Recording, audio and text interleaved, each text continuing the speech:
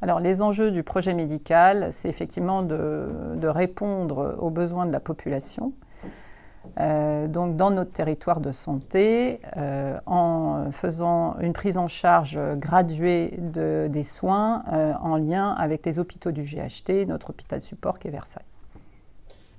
Alors, les grandes filières qui ont été identifiées dans le projet de soins et qui sont prises en charge sont les filières des maladies chroniques, la filière mère-enfant, la filière de chirurgie, là encore avec une prise en charge graduée par rapport à l'hôpital de Versailles et le territoire, et les filières de la néphrologie.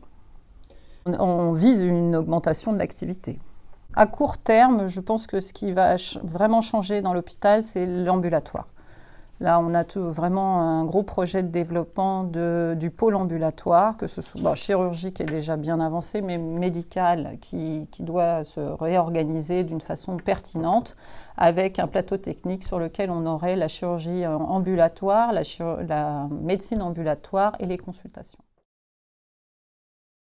C'est d'avoir un parcours fluide, pour qu'il sache, dans un premier recours, s'adresser à son médecin traitant, qui lui sait à qui adresser à l'hôpital, et puis nous, demander un avis quand c'est nécessaire, spécialisé dans les centres de référence des différentes pathologies. Une filière assez facilement compréhensible et concrète, c'est la prise en charge de l'AVC.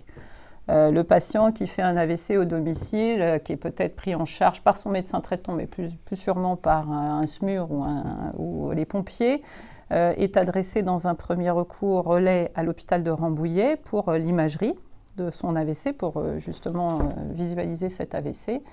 Et si il doit être pris en charge par ce qu'on appelle une thrombolyse, la thrombolyse est débutée à l'hôpital de Rambouillet, puis ensuite le patient est transféré à l'hôpital de Versailles, où là, il sera pris en charge dans l'USINV, l'unité de soins neurovasculaires, pour la prise en charge en aval de son AVC.